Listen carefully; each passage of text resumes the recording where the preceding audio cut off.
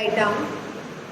Today we will discuss chapter number 18 and topic is bills of exchange. Bills of exchange.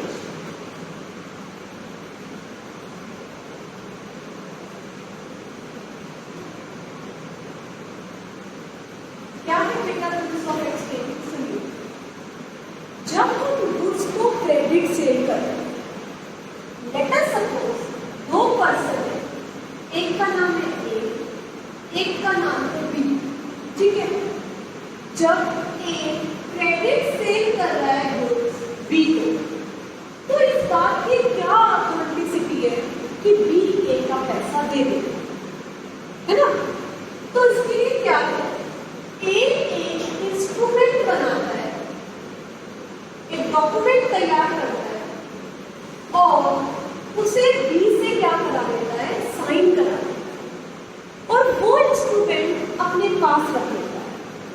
उस instrument में क्या लिखा हुआ है कि मैंने बी को इतने वर्ष के गुड सेल करे और बी मुझे इतने मंथ बाद पैसा क्या करेगा, वापिस करेगा, और कोर्ट से उस पर क्या करवाता है, स्टैंप लगवाता है। तो ये इंस्ट्रूमेंट, ये डॉक्यूमेंट क्या कहलाता है, बिल्स ऑफ एक्सचेंज। क्या कहलाता है, बिल्स ऑफ एक्सचेंज। बेटा हर एक कह सकती हूँ चीज का कोई ना कोई एक्ट होता है, या तो वो कोई लॉ से गवर्न होता है, कोई एएस से गवर्न होता है। जैसे पार्टनरशिप है, तो पार्टनरशिप, इंडियन पार्टनरशिप एक्ट 1952 से रेगुलेट होती है। कोई कंपनी है तो कंपनी एक्ट 1956 से रेगुलेट होती है ना? ऐसे ही बिल्स ऑफ एक्सचेंज का भी एक एक्ट है, वो एक्ट है नेगोशिएबल इंस्ट्रूमेंट एक्ट 1880। इसमें जो लिखा हुआ है उससे बिल्स ऑफ एक्सचेंज गवर्न होता है, ये प्रोविजंस फॉलो होते हैं, ठीक है।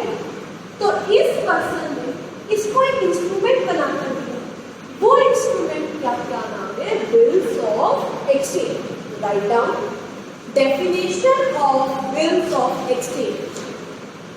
डेफिनेशन लिखो, bills of exchange.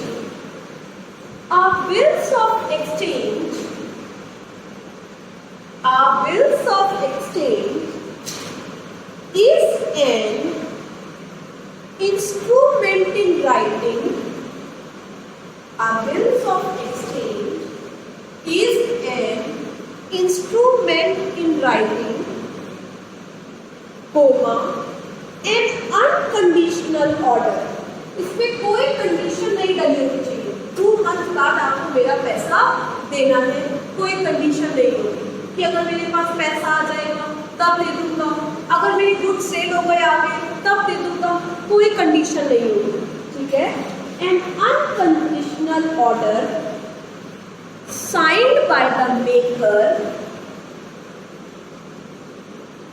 Directing to pay, signed by the maker directing to pay a certain sum of money, directing to pay a certain sum of money, किसको दे देना, to the bearer of the instrument, जिसके पास ये document है उसको मुझे पैसा देना है, to the bearer of the instrument।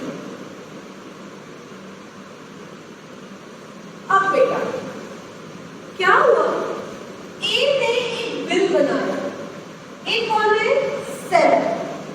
Seller क्या होता है, बिल बनाता है, उस बिल का नाम बिल्स ऑफ एक्सचेंज। तो सेलर का नाम यहाँ पर क्या होगा, ड्रॉ। क्या बोलेंगे, ड्रॉ।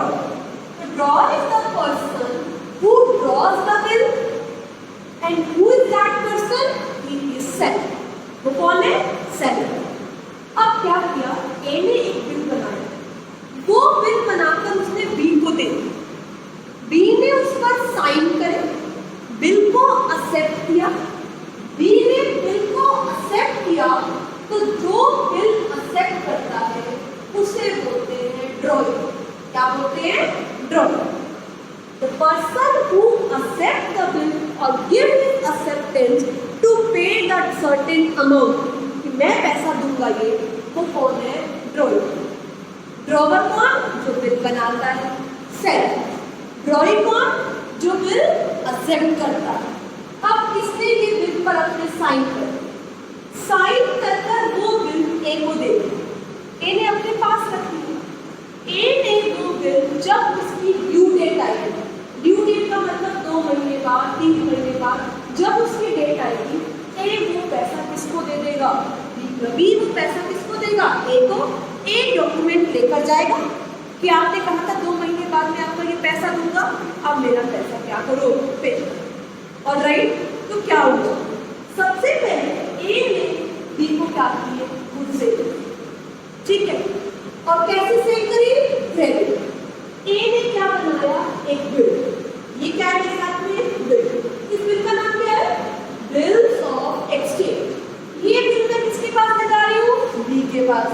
बी तुम क्या करते हो? उसके ऊपर साइन, एक्सेप्ट करना. इस बिल में क्या लिखा हुआ है? कितने के गुड्स बेचे, कितना पैसा देगा, कब देगा ये पैसा, ये बातें लिखी हुई. ये बिल साइन करा के मैं इससे वापस, मैंने उस बिल को 2 महीने तक अपने पास, 2 महीने आ गए. अब क्या करूँ? ये बिल मैं वापस उसके पास लेके गई. उसने क्या कहा? आपने कहा था ड्यू डेट में मैं पैसा दूंगा, ये तो बिल लाओ. पैसे लेकर आगे और बिल को कैंसिल कर दिया. तो मैंने बिल बनाया ना, मैं ड्रॉवर. उसने बिल एक्सेप्ट किया, वो ड्रॉवर. अब जो पेमेंट रिसीव करता है, जिसे पेमेंट मिल रही है, उसे क्या कहा जाता है? पे. क्या कहा जाता है? पे. अगर तन्वी मैम को दे दिया उसने पैसा, तो तन्वी मैम की ड्रॉवर है और पे. अगर मैंने कहा मेरे ध्यान के सक्षम को दे दो, तो सक्षम क्या हो जाएगा? पे ही हो जाएगा. ऑलराइट. तो लिखो parties, write down parties to bills of exchange. Parties to bills of exchange. 1 number डालो. ड्रॉवर. पहली पार्टी क्या है? Drawer. DRAWER. Write down. He is the seller. He is the seller entitled to receive money. Entitled to receive money from someone. इसको किसी से पैसा लेने का राइट है. Full stop. He draws the bill. He draws the bill and is known as drawer. He draws the bill and is known as drawer. Clear? 2 number डालो. Drawing. Drawing का साथ स्लैश लगा के लिखो. एक्सेप्टर. Drawing acceptor. देखो. He is the purchaser. He is the purchaser who is liable to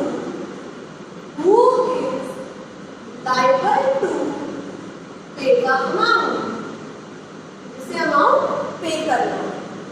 Who is liable to pay the amount. Alright. ये drawer, ये drawer. Seller drawer, selling और purchaser drawer. तीसरा लिखो paying.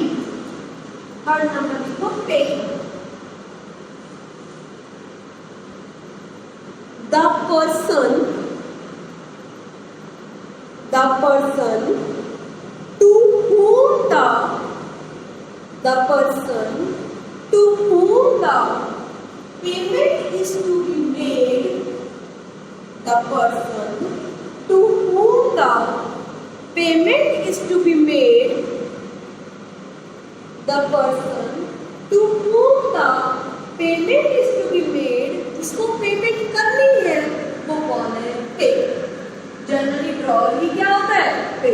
पर drawer ने अगर किसी और को पे ही बदल जाएगा, ठीक है। To whom the payment is to be made, लिख दिया, 3 पार्टी समझ आ। Look at that. नेक्स्ट आता है date of maturity. Date of maturity या हम इसे क्या बोल सकते हैं, ड्यू डेट। और दूसरा टर्म आता है डेज ऑफ ग्रेस। ध्यान से सुनना है बात को। डेट ऑफ मैच्योरिटी का मतलब है किस दिन उससे पैसा कलेक्ट करने मुझे जाना है, उस बिल की ड्यू डेट कब है, उस पर्सन को कौन सी डेट पर मुझे पैसा देना है, उसे बोलते हैं ड्यू डेट या date of maturity. Date of maturity निकालते समय 3 दिन एक्ट में लिखा हुआ है, 3 दिन इसके जोड़े हैं डेज ऑफ ग्रेस। मैं हमेशा 3 दिन, यस, जैसे 1 मार्च को एक बिल ड्रॉ किया और उसकी ड्यू डेट 1 महीने बाद, तो 1 मार्च का 1 महीना क्या हो गया, 1 अप्रैल, है ना। 1 अप्रैल में 3 दिन इसके जोड़े हैं grace plus 3 days of grace, तो उसकी ड्यू डेट क्या बनेगी, 4 है। क्या बनेगी बिंदु, 4। 3 दिन किसके जोड़े हैं, ग्रेस। स्टार लगा के लिखो date of maturity, write down date of maturity oblique due date, oblique due date and days of grace, and days of grace, write down, dash लगाओ, लिखो the day on which the payment of bill, the day on which the payment of the bill becomes due is called the due date, ठीक है। जिस दिन payment मिलनी है, जिस date को, वो ड्यू डेट है, मैच्योरिटी डेट। नेक्स्ट लाइन में लिखो while calculating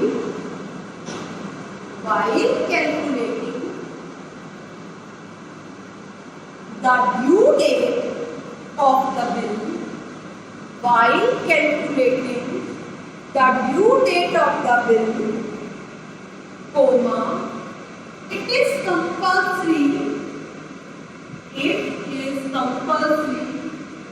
to add 3 days of grace. It is compulsory to add 3 days of grace. Alright, बात समझ में आ गई। अब डेज ऑफ ग्रेस के बाद मैच्योरिटी डेट निकालते वक्त कुछ बातें ध्यान रखें। ऐसी बात सुनो, लेट अस सपोज 1 मंथ उसमें फॉल हो रहा है, इसमें वो डेट ही नहीं आ रही। जैसे 30 जनवरी को एक बिल बनाया 1 महीने की, तो ये 30 फरवरी को फॉल हो गई, बट 30 फरवरी तो होती नहीं, तो उस मंथ का आखिरी दिन, उस मंथ का आखिरी दिन क्या हो गया, 28 या 29, और उसके बाद 3 दिन क्या जोड़ रहे हैं, ग्रेस, ठीक है। 3 दिन क्या जोड़ रहे हैं, ग्रेस। बात समझ में आ गई। 31 मई को बनाया 1 महीने के लिए, 31 जून तो आती नहीं, तो कब 30 June plus 3 days of grace. अगर एक मंथ के लिए है और उस मंथ में वो ड्यू डेट आती ही नहीं है, तो उस मंथ का एंड डेट आप दोगे। जैसे 30 मई को बनाया 1 महीने के लिए, तो क्या हो गया, 30 June plus 3 days of grace, तो क्या बन गया, 3 जुलाई, है ना। अब 31 मई को बिल बनाया 1 महीने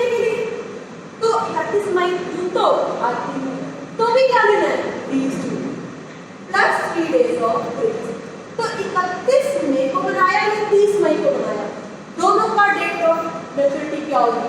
3 जुलाई। डॉट लगा के लिखो। If a bill for due, if a bill falls due in those months in which there is no corresponding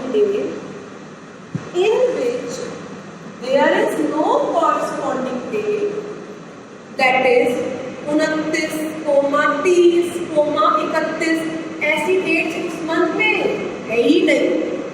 अब 29, 30, 31 कोई भी महीना ऐसा नहीं जिसमें 28 ना, 28 सबने सब का महीना ऐसा इसमें 29, 30, 31 नहीं, और कुछ मंथ ऐसे इसमें 31 नहीं, इसमें 29, 30, 31 डेट ना हो, कोमा इट्स मैच्योरिटी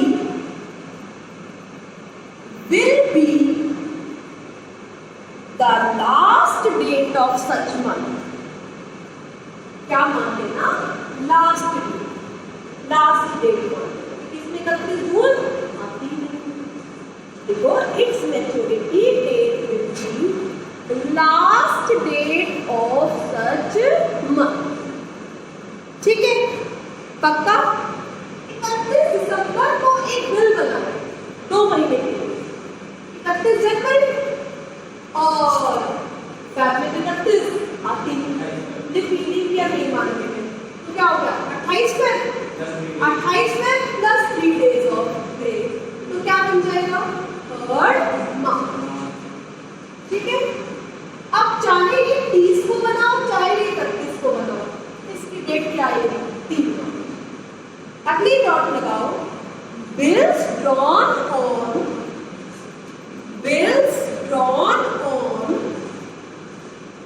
30 मई और 31 मई, बिल्स ड्रॉन ऑन 30 मई और 31 मई फॉर 1 मंथ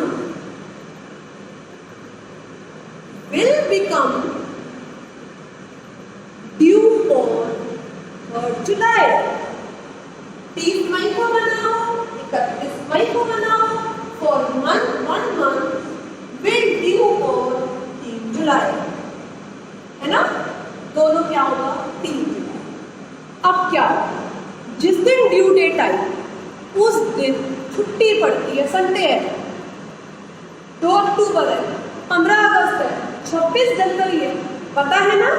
तो एक दिन पहले लेना। लेट अस सपोज 2 अक्टूबर आ रही है ड्यू, कब लेगा वो पैसा? 1 अक्टूबर। लेट अस सपोज 25 जुलाई आ रही है और 25 जुलाई को इमरजेंसी कोई हॉलीडे डिक्लेयर हो, ठीक है, कोई बहुत बड़ा लीडर एक्सपायर हो गया है, इसलिए पूरे देश में छुट्टी कर दी, इमरजेंसी हॉलीडे हो गई, तो ऐसे केस में 1 डे आफ्टर। ठीक है, अगर पहले पता है 1 डे टाइम, अगर नहीं पता छुट्टी हो गई उस दिन 1 डे आफ्टर। तीसरी डॉट लगाओ, write down. If due date falls on Sunday or public holiday, if due date falls on Sunday or public holiday, comma, the due date, public holiday है तो एक दिन पीछे एक दिन पहले, the due date will be supposed to be, the due date will be supposed to be 1 day earlier, will supposed to be 1 day earlier। Last dot लगाओ। अब क्या करेंगे? इमरजेंसी आ गई तो 1 डे लेटर। ठीक है, if the due date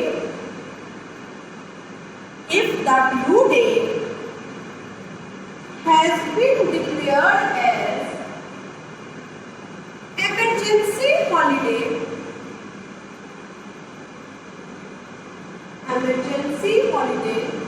होगा the due date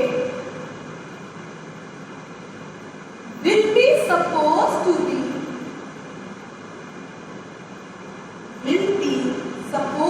be 1 day later। एकदम से छुट्टी आ गई क्या कर सकते हैं, अगले दिन 1 day later।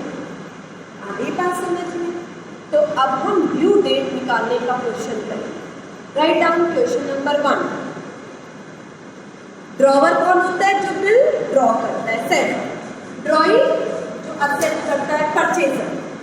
पेइंग जिसको पैसा रिसीव होगा, ठीक है। डेट ऑफ मैच्योरिटी जिस दिन बिल की डेट पेमेंट के लिए ड्यू होगी। Days of grace 3 days add करते हैं, ठीक है। अगर कोई ऐसा मंथ फॉल हो रहा है जिसमें वो डेट ही नहीं आती, उस मंथ का लास्ट, ठीक है। चाहे 30 को बनाओ चाहे 31 मई को बनाओ, एक महीने के लिए दोनों की due date 30 June plus 3 days of grace. अगर पब्लिक हॉलीडे पड़ रही है उस दिन, एक दिन अर्लियर। अगर इमरजेंसी हॉलीडे आ गई, 1 day later। Write down question number 1। Calculate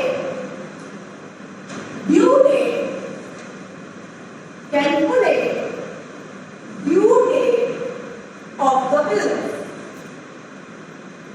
first column बनाओ date of the bill, first column बनाओ डेट ऑफ द बिल।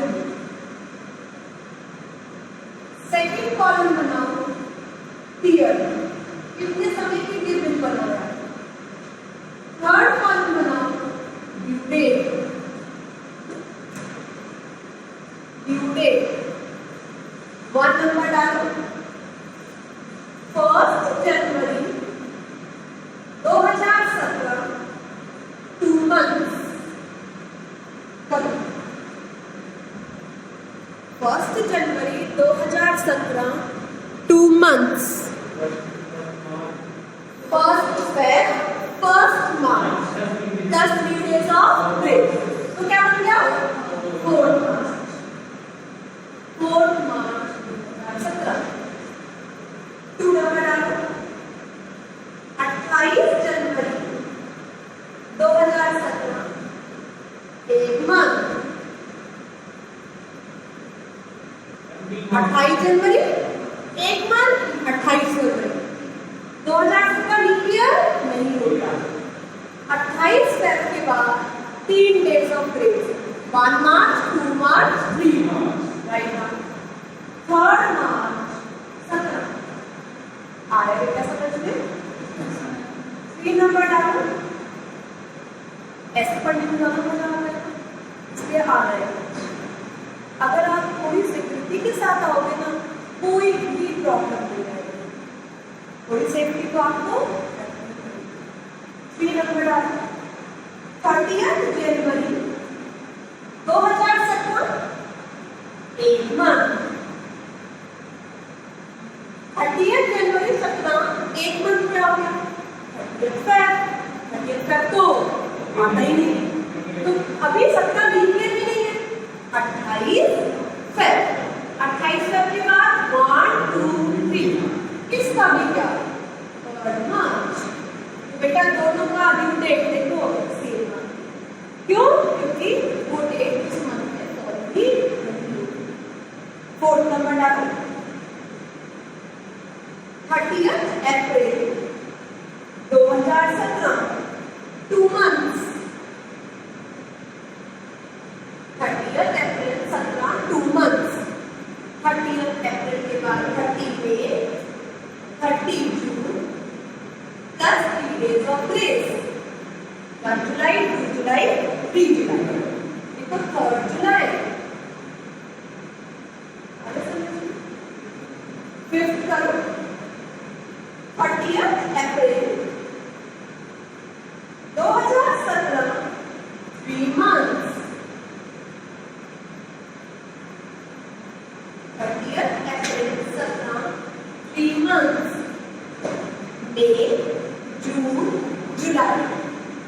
जुलाई में कब तक एक मिनट आराम से 30 जुलाई 3 months हो गए। 31 जुलाई 1 अगस्त 2 अगस्त, ध्यान से करना है। वहां 31 थी, ठीक है। 2 अगस्त 2017। 6 लिखो 30 अप्रैल 2017, 30 दिन, 30 डेज। 30 अप्रैल, 30 मई, 31 मई, 1 जून, 2 राइट डाउन 2 जून 2017। 7 1 दिसंबर 2016, 60 दिन। देखो ये कैसे करेंगे। दिसंबर में कितने दिन होते हैं? 31। तो 30 दिन तो दिसंबर के हो गए, 60 है ना। 30 दिन जनवरी के हो गए। 30 जनवरी के बाद 3 दिन मिलो, 31, 1, 2, 2 फेब। 2 फेब ईयर चेंज करना, अगला ईयर आ जाएगा 2017। चलिए 8 पढ़ाओ। 28 दिसंबर 2015, 2 मंथ्स। देखो 28 दिसंबर के बाद 28 जनवरी, 28 फरवरी, 28 फरवरी 2016। 2016 क्या होगा? लीप ईयर में कितने डेज होंगे? 29 फेब, 1 मार्च, 2 मार्च। एक बार आधा तो ना फेब में 28 दिन, 3 मार्च नहीं, 29, 1, 2।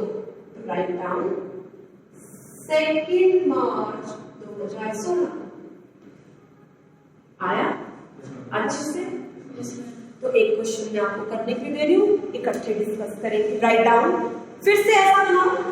Right down question number 2, date of bill, year, due date. 3 columns बनाओ।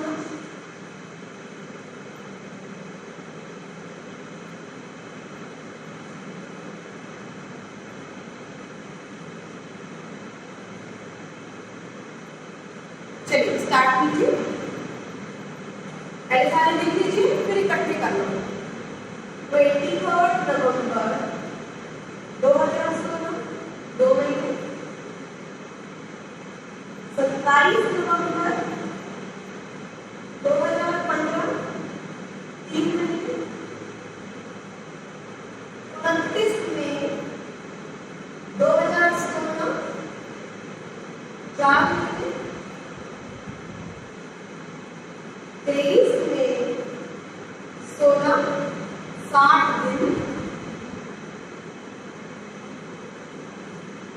13 जुलाई 16, 30 दिन। 31 मई 16, 1 महीना। नीचे क्या दिया है? इमरजेंसी हॉलीडे है। 25 जुलाई को, 25 जुलाई 2016 स्टार्ट होंगे। आ जाओ, लेट्स स्टार्ट। 23 नवंबर 2016, 2 महीने। नवंबर के बाद 23 दिसंबर। 23 जनवरी, 23 जनवरी प्लस 3 दिन grace, 26 January. 26 January holiday. If due date falls on public holiday, one day late prior will be considered as due date. तो मेरे बच्चे कितना हो गया? 25 जनवरी, ईयर चेंज करो 17, ठीक है। 27 नवंबर 3 महीने करो। 27 दिसंबर, 27 जनवरी, 27 फरवरी, दिसंबर, 27 दिसंबर, 27 जनवरी, 27 फरवरी। लीप ईयर माइनस हो जाते हैं, तो कौन सी डेट आएगी? 28, 29, 1। कौन सी ड्यू डेट आएगी? 1। करा दिए 1 मार्च 2016। आगे चले। 29 में 4 महीने, 29 जून, 29 जुलाई, 29 अगस्त, 29 सितंबर। कितने दिन? 3 दिन। सितंबर में कितने होते हैं? 30 दिन। 30 सितंबर, 1 अक्टूबर, 2 अक्टूबर, 2 अक्टूबर पब्लिक हॉलीडे, 1 डे प्राइम। देखो ड्यू डेट क्या होगी? 1 अक्टूबर। सो आ रहा है समझ में? 23 में 60 दिन, 23 में 60 दिन, तो 8 दिन मई में 31 दिन होते हैं, जून में 30 दिन। मुझे कितने दिन चाहिए? 60। अभी 38 दिन हुए, कितने दिन रहेंगे? 22 जुलाई, 22 जुलाई प्लस 3 दिन grace, 25 July. 25 July is emergency holiday, 1 day letter. Right now 26 जुलाई। सो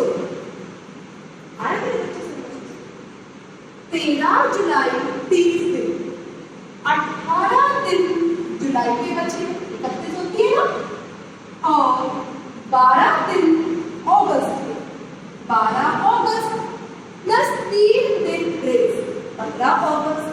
15 अगस्त is public holiday, 1 day prime.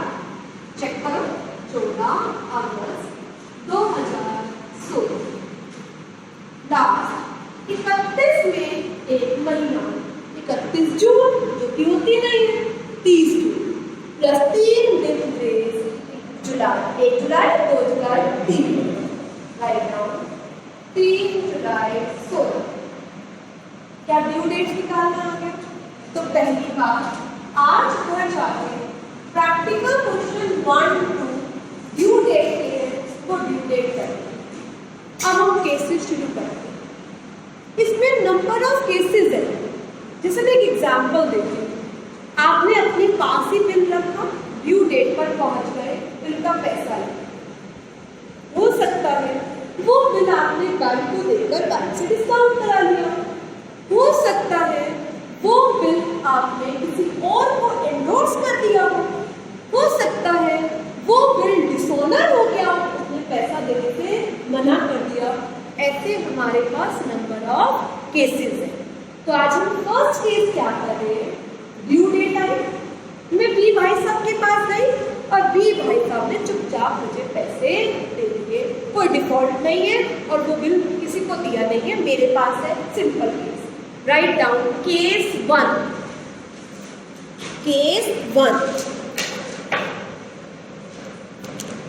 when the bill is retained by drawer, when the bill is retained by drawer,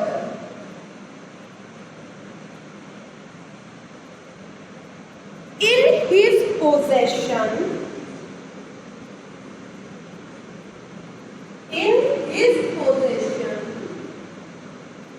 till the day of maturity। Aman maturity तक वो bill मैंने अपने पास रखा, maturity आई, उस date को मैं पहुंच गई उसके पास, मुझे उसका पैसा दे दे और उसने पैसा भी दे। ठीक है, when bill is retained till maturity। ठीक है, शॉर्ट एंट्री। अब दोनों की बुक्स में क्या एंट्री करनी है?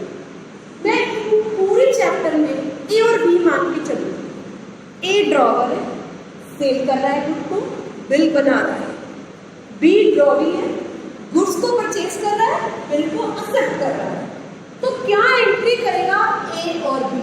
Right down in the books of A. ये पूरी चैप्टर एंट्री बेस्ड है। जब सेल की, जब बिल बनाया, जब बिल का पैसा आया, क्या एंट्री? ठीक है, चैप्टर कैसा है? लेजर बेस्ड नहीं है, एंट्री बेस्ड है। जैसे डेप्रिसिएशन तो सारे लेजर बनाना सीखे ना, ये सारी एंट्रीज बनाना। In the books of A, write down A के ब्रैकेट में तो ए क्या है? ड्रॉ।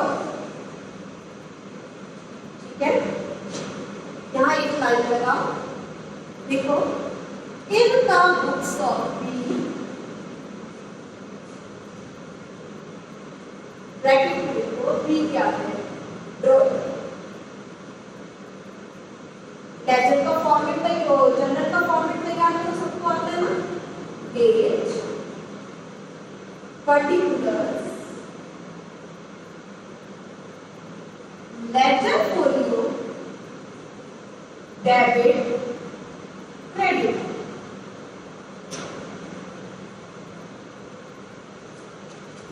यहां पर भी करो डेट, पर्टिकुलर्स,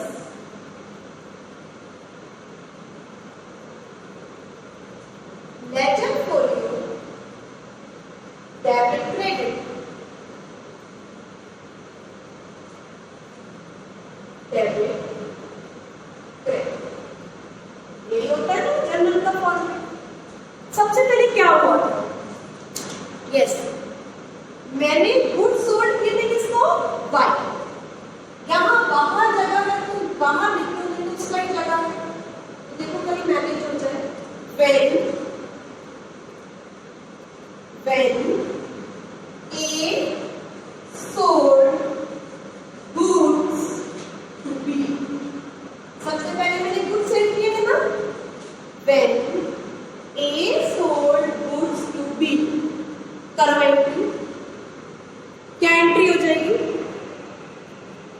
ए अपने बुक्स में क्या एंट्री करेगा, ए ने सेल किया है, B debit to sales, yes और नो, आपने ना सेल की थी तो बी टू सेल।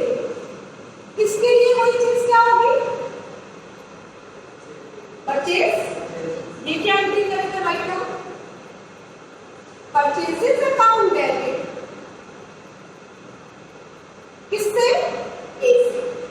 जो अमाउंट होगा अमाउंट पर लिख देंगे, अभी अमाउंट को लेकर देंगे, कोई डाउट। अब क्या हुआ, फिर सेल हो गई, परचेज हो गई, फिर मैंने क्या किया था, बिल बनाया था ना, write down two when A received a bill accepted by B, B से बिल एक्सेप्ट करवाया A। अच्छा एक बात, जो बिल बनाता उसको पैसे मिलते हैं ना, तो उसके लिए वो चीज क्या होती है, बिल रिसीवेबल। क्या होती है, शॉर्ट में होते हैं बी और ठीक है।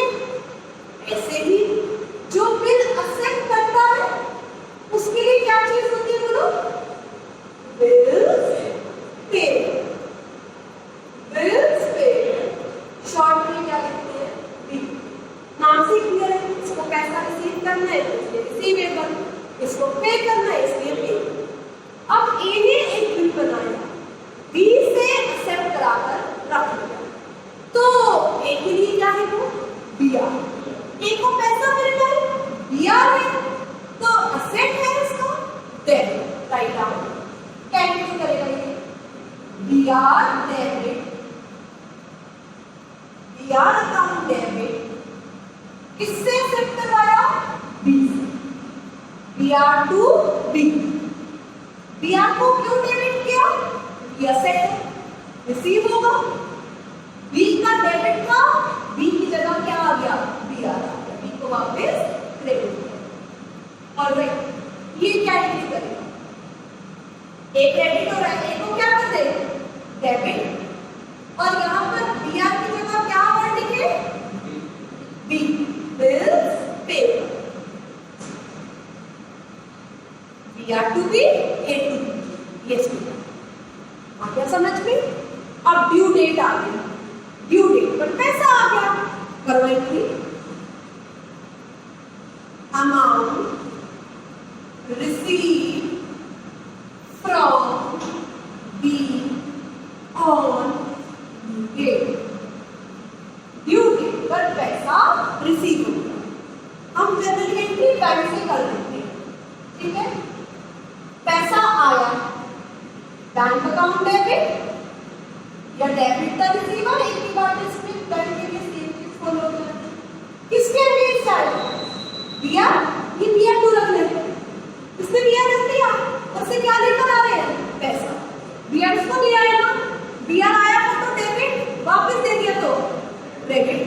Entry bank account debit to PR, write down bank account debit to PR। अब इसने क्या किया, अपना बीपी खत्म करेगा, बीपी इसका क्रेडिट है, क्या करना और क्या क्रेडिट है, तो क्या दे दिया उसने मुझे, पैसा। देखो क्या एंट्री करेंगे, BP account debit to bank.